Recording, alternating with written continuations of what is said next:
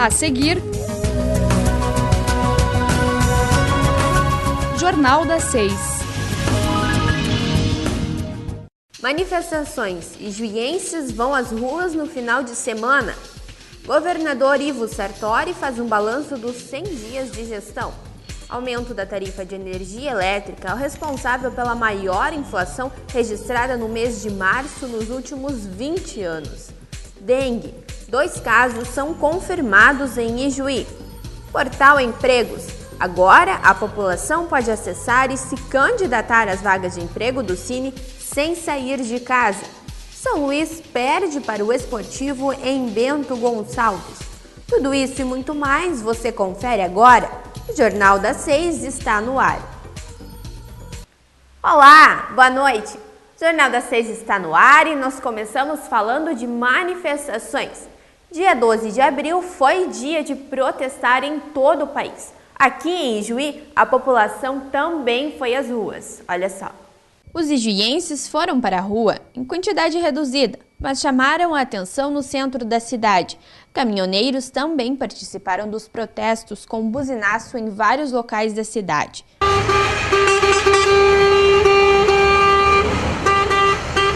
As principais reivindicações dos manifestantes era a destinação correta dos impostos, o fim da corrupção e a valorização do trabalhador. A gente não reclama por pagar impostos. A gente reclama para o dinheiro recolhido nos impostos não chegar onde deveria chegar. E nós temos que saber que nós temos a força para eleger um político. E temos a força para tirar também. O dia que o povo concordar e com isso, unanimemente, não vestir uma camiseta e não querer tirar mais. Por orgulho, por fanatismo. De acordo com a Brigada Militar, cerca de 150 pessoas participaram da manifestação que iniciou no fim da tarde de domingo. Nenhuma intercorrência foi registrada durante o ato. E dados divulgados na última semana pelo IBGE apontam um aumento no índice de desemprego no país durante os meses de dezembro, janeiro e fevereiro. A taxa de desemprego ficou em 7,4% no trimestre encerrado no mês de fevereiro. O período considera os dados de dezembro de 2014, janeiro e fevereiro de 2015.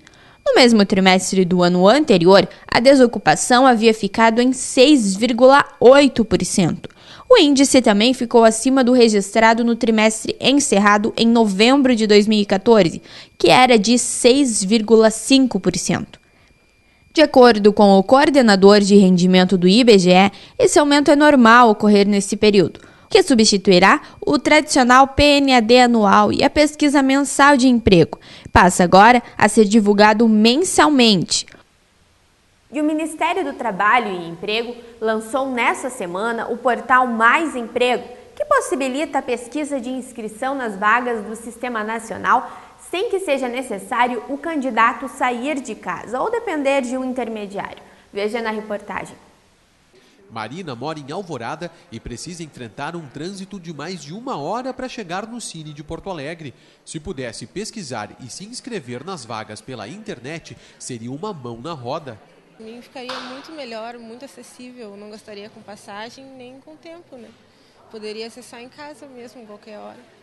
O que a garota ainda não sabia é que o serviço já está disponível pela internet por meio do portal Mais Emprego, do Ministério do Trabalho e Emprego. Através da ferramenta online, também é possível manifestar interesse por cursos do Pronatec e solicitar dados sobre o Programa de Integração Social, o PIS. O candidato ainda tem a oportunidade de preencher e imprimir seu próprio currículo. Mais uma facilidade para quem busca recolocação no mercado de trabalho. Nesta Lan House, por exemplo, o serviço de confecção de currículos é um dos mais procurados. O pessoal já chega cedinho, já com a intenção de imprimir o currículo ou até mesmo fazê-lo, para que possa estar indo para a sua entrevista, para que possa estar tendo mais uma informação ali disponível para deixar para o empregador. Mas o novo portal não beneficia apenas quem procura uma oportunidade. O site também tem sido essencial para as empresas cumprirem a lei na hora de pagar o seguro-desemprego. As empresas, então, têm que fazer o cadastro para poder se habilitar, porque o padrão agora tem que usar certificação digital para validar, para poder enviar os formulários de requerimento de seguro-desemprego. Isso vai agilizar muito o processo de pagamento, tanto para as empresas quanto para o trabalhador. E uma proposta tem como objetivo mudar as regras para a aposentadoria. A ideia é que a idade do trabalhador e o tempo de contribuição somem 95 anos para homem e 85 anos para as mulheres. O projeto contribui para o programa de ajuste fiscal do governo, mas aposentados e especialistas acreditam que manter o fator previdenciário é a melhor opção. Criticado por muitos, o fim do fator previdenciário foi defendido até pelo ministro da Previdência. Mas a proposta substituta, a chamada 85-95, não é consenso entre aposentados e especialistas. Essa advogada diz que tem muitos clientes confusos, pensando até em apressar o pedido de aposentadoria. Depende da situação. Tem alguns que é favorável aguardar e outros é favorável se aposentar antes. Não vale a pena para quem está com, vamos supor que é jovem ainda, né? Que não, daí vai ter que aguardar os 95. Vamos pegar como exemplo um homem que começou a trabalhar aos 15 anos de idade. Depois de 35 anos de contribuição, ou seja, aos 50 anos, essa pessoa já pode se aposentar. Porém, pela regra do fator previdenciário, o valor da aposentadoria seria aproximadamente metade do último salário recebido pelo trabalhador, porque ele não atingiu a idade mínima de 65 anos para se aposentar. Já na proposta 85-95, a soma do tempo de contribuição e da idade do trabalhador deve ser de 95 anos para os homens e 85 para as mulheres. O mesmo homem que começou a trabalhar aos 15 anos terá que contribuir 40 para a Previdência para atingir o número 95. Ou seja, ele só poderá se aposentar aos 55 anos.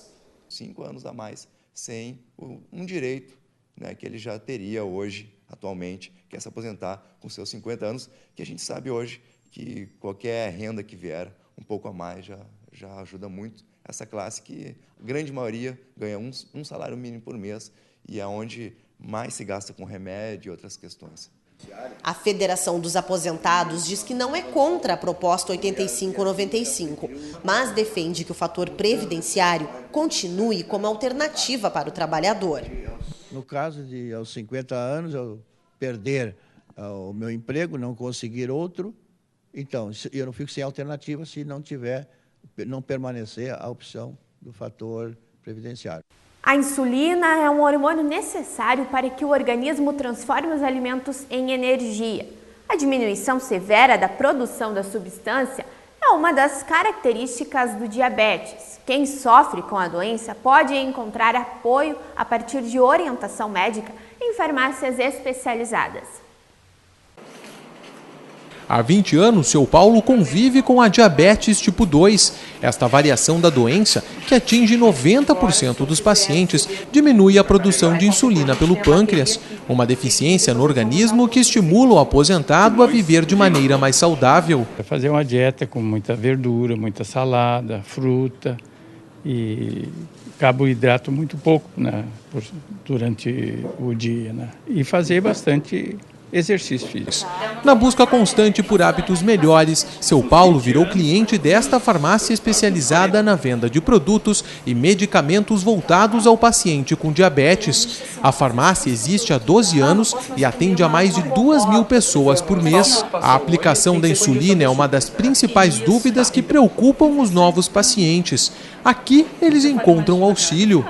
Vem com receituário, número de unidades, né? E aí eles, até por ser uma nomenclatura diferenciada, né? Número de unidades, a gente explica. É um númerozinho que a gente marca ou na seringa, ou marca na caneta também, que tem a possibilidade, que é marcado pelo númerozinho, né? E isso a gente tudo esclarece para o paciente. A nutricionista passa uma relação de produtos, tudo, e a partir daí a gente consegue mais ou menos indicar para o paciente, né? E agora a gente fala sobre a inflação. O aumento na tarifa de conta de luz de 22% resultou na maior inflação registrada no mês de maio dos últimos 20 anos. Sérgio reclama do aumento na conta de luz de R$ 65 para R$ 90. É uma geladeira e uma TV, só isso. Faz diferença de 65 para 90? Faz. Para quem compra remédio, muito mais. Segundo o IBGE, o aumento de 22% na tarifa de energia elétrica foi o responsável pela maior inflação registrada no mês de março nos últimos 20 anos. Os alimentos também subiram de preço, como a cebola e os ovos. Em Porto Alegre, as maiores altas foram na habitação e nos transportes. No acumulado dos últimos 12 meses, a inflação está em 8,13%, acima do máximo previsto pelo governo federal.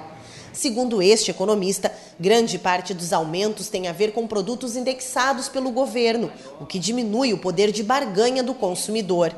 Por isso, a alternativa é reduzir o consumo. A gente sabe que em quarto que não tem ninguém, a gente tem que reduzir, tem que desligar a luz, que a gente tem que substituir os chuveiros elétricos pelos boilers e pelos junkers que utilizam o gás e que a gente tem que transformar as lâmpadas amarelas em lâmpadas econômicas. Tudo isso vai ser parte do tema de casa, da dona de casa, do chefe de família e na conversa com os familiares. Nós vamos ao intervalo e já voltamos.